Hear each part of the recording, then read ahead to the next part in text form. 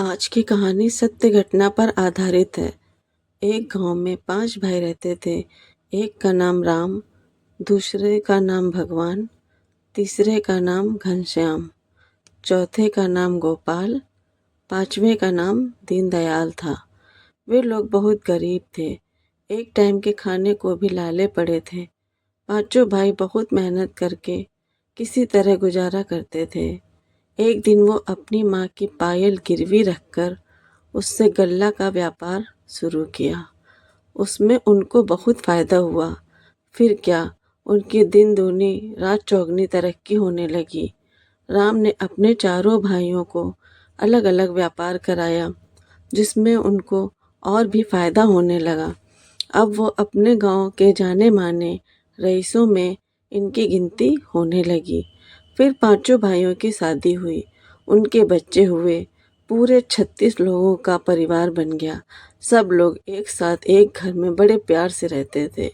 कोई भी मुसीबत होती थी तो ये सब मिलकर उसका हल निकाल लेते थे। पूरे गांव में इनका ही ऐसा परिवार था जो एक ही में रहते थे। बाकी आज के ज़माने में 2 भाई एक साथ रहना पसंद नहीं करते। इसी तरह दिन बीतते रहे। अब पांचों भाइयों के बच्चे भी बड़े हो रहे थे, लेकिन जो प्यार इन पांचों भाइयों में था वो उनमें नहीं था। वो रोज़ रोज़ लड़ाई करने लगे। फिर राम ने परेशान होकर बंटवारा करवाने की सोची। ना चाहते हुए भी अपने बेटों के कहने पर अपने भाइयों से बेईमानी करनी पड़ी। सारी कमाई राम अपने पास ही रखते थे। पांचों भाइयों को उन पर बहुत विश्वास था, लेकिन बंटवारे के में सिर्फ 10% चारों को देकर सब कुछ अपने पास रख लिया। चारों भाइयों को बुरा तो बहुत लगा, लेकिन ईश्वर की इच्छा मानकर चुपचाप अपना अपना व्यापार करने लगे। लेकिन कहते हैं ना, भाई को भाई का हक कभी नहीं मारना चाहिए, फलता नहीं है। राम के बेटों के अच्छे अच्छे व्यापार घाटे में चले गए।